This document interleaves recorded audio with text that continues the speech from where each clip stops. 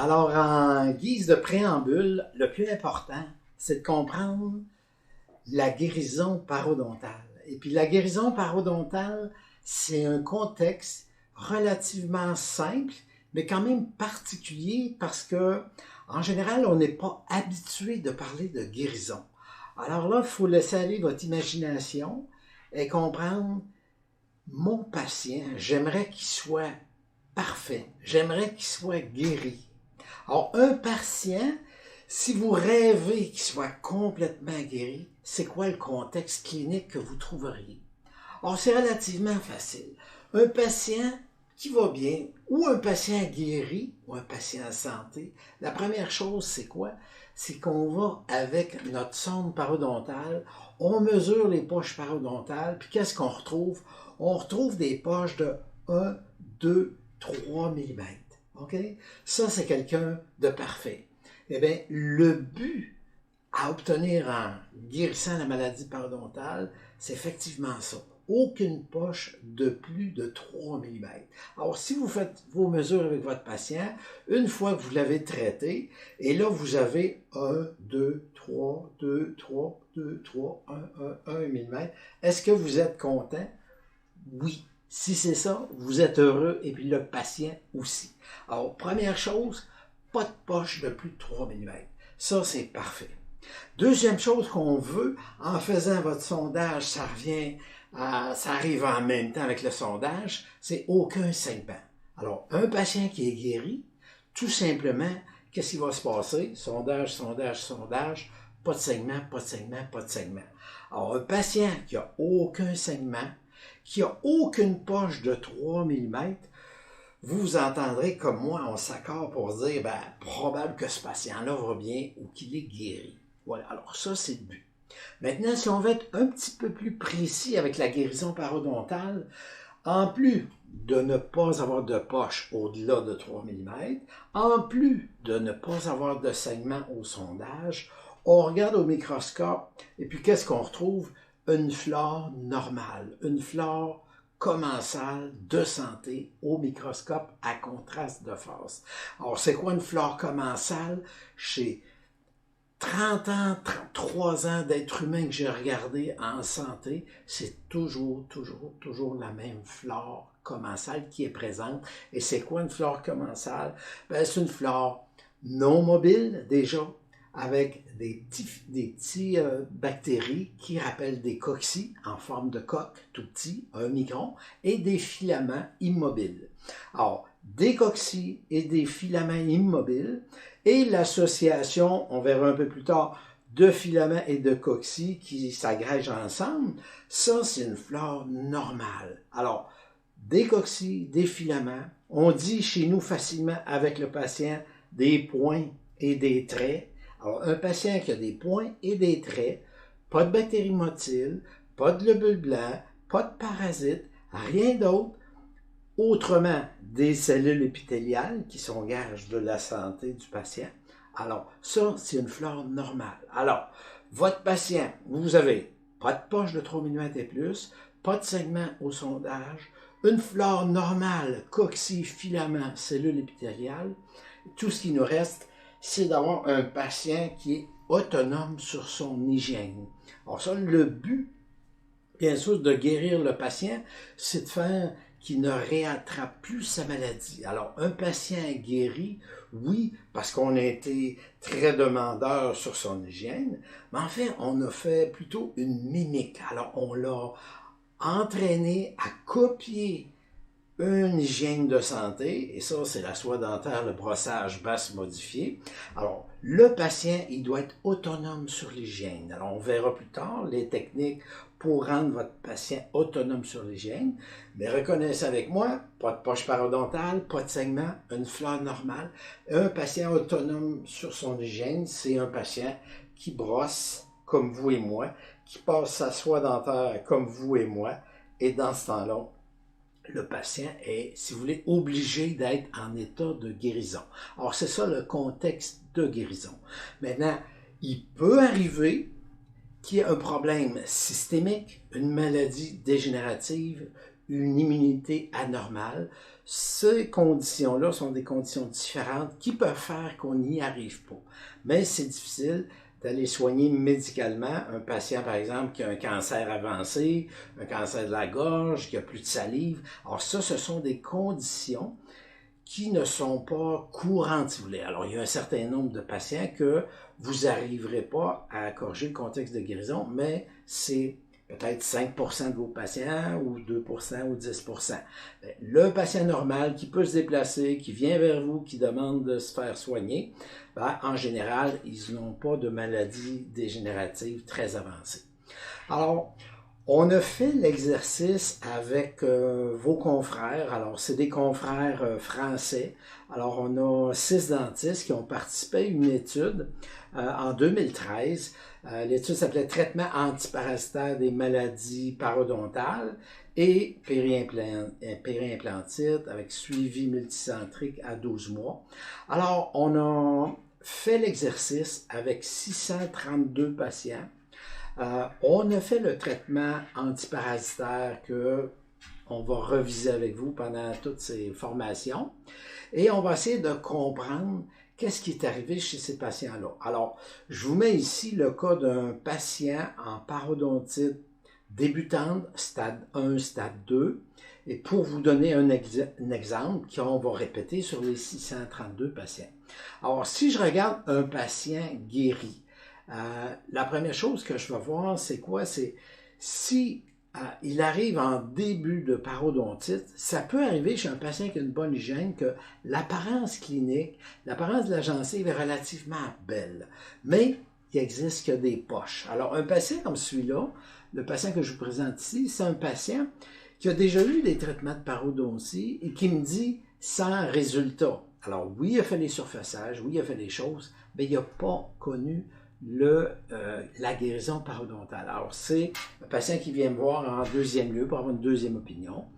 Et puis, ce que je fais, alors vous allez voir, on établit la charte parodontale. Alors, je prends le charting, la charte habituelle. Je vais mesurer tous les points, toutes les dents en 6 points, point de segment et tout. Alors, qu'est-ce que je retrouve au début du traitement? Alors, je m'aperçois dans ce cas-ci, un jeune patient stade 2 localisé. Alors, vous avez des poches de 5 mm, vous avez plusieurs poches de 5 mm, quelques poches de 4 et une poche de 6. Alors, ce qu'on fait pour mesurer le degré de maladie parodontale, c'est qu'on vérifie le nombre de millimètres au-delà du chiffre 3. Parce qu'on s'entend qu'une poche parodontale, 1, 2, 3, en général, c'est normal. Si j'ai 4 mm au sondage, en fait, j'ai 1 mm de trop qui déborde. Si j'ai une poche de 5 mm, en fait, j'ai 2 mm de poche parodontale qui déborde que je voudrais faire ou voir disparaître. Si j'ai une poche de 6 mm, à ce moment-là, j'ai 3 mm qui débordent du chiffre 3. Alors, l'idéal, le plus facile, c'est de mesurer tout ce qui déborde le chiffre 3. Alors, dans ce cas-ci, vous avez un patient qui présente quelques 5, quelques 4 et un 6. Si j'additionne pour toute sa bouche en 6 points par dent, je vais retrouver un résultat de 39 mm. Alors, c'est une parodontite relativement débutante, plutôt localisée. Les chiffres ne sont pas énormes parce que parfois ça peut être 400 ou 500 mm. Ici, j'ai 39 mm. Et puis, le but de le traiter, c'est qu'on se retrouve l'année suivante, à 12 mois, qu'on se retrouve avec aucune poche parodontale. Alors, vous voyez sur la charte, c'est ce qu'on obtient un an après. Tout ce qu'on obtient, les chiffres sont 1, 2, 3, 2, 3, 2, 3, 2, 3, 1, 1, 1. Il n'y a plus aucune poche au-delà du chiffre 3. Alors, mon premier objectif est atteint.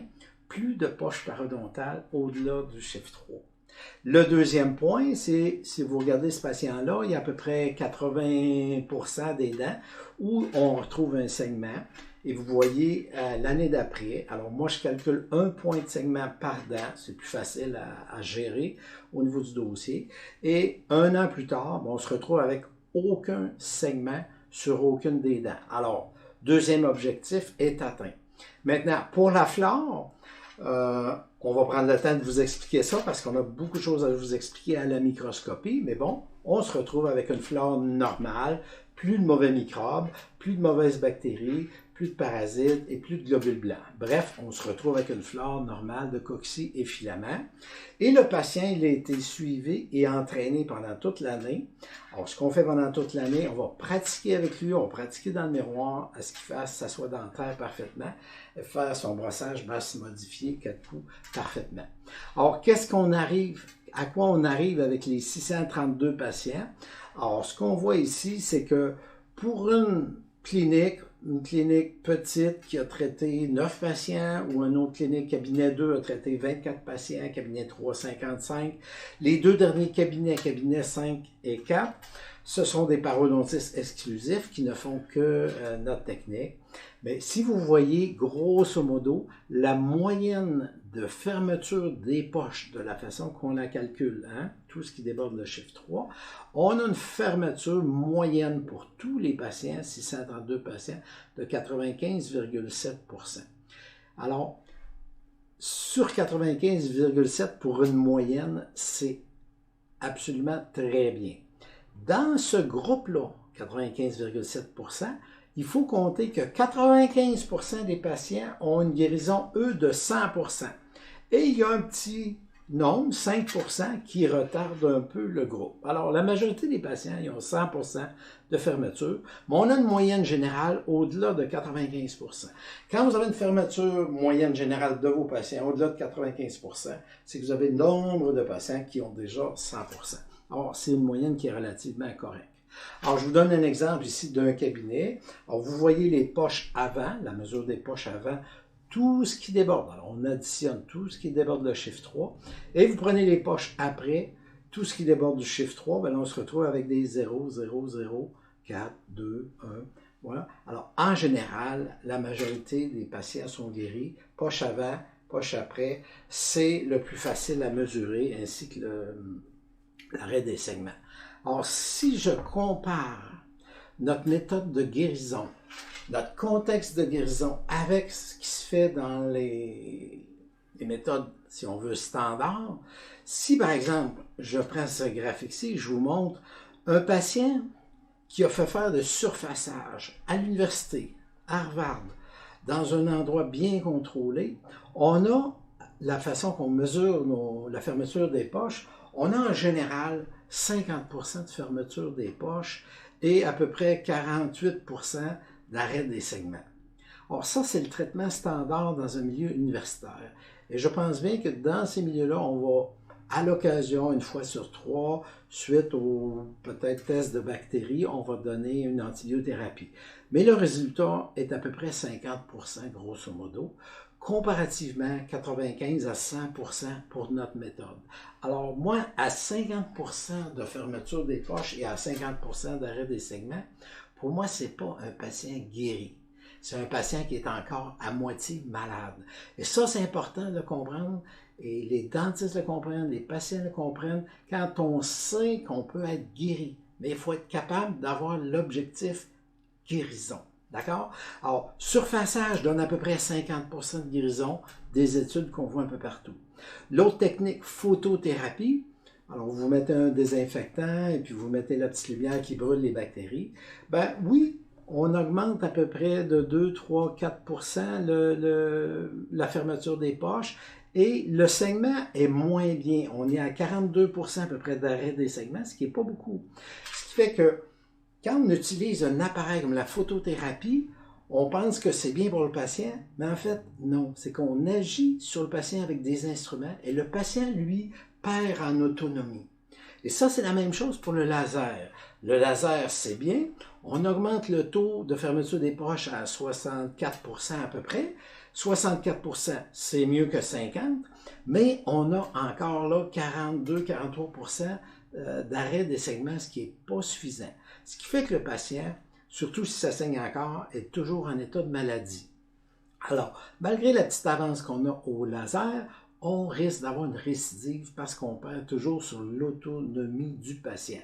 Alors, de notre côté, la méthode antiparasitaire, alors ce que vous voyez, la dernière colonne, c'est vraiment que le patient a un taux de guérison au-delà de 95%, et c'est la même chose pour l'arrêt des saignements. Alors, un patient guéri, c'est facile, plus de poche parodontale, plus de saignements, une flore normale, une flore de santé, et on sait ce que c'est au microscope, et un patient qui est devenu autonome sur sa santé.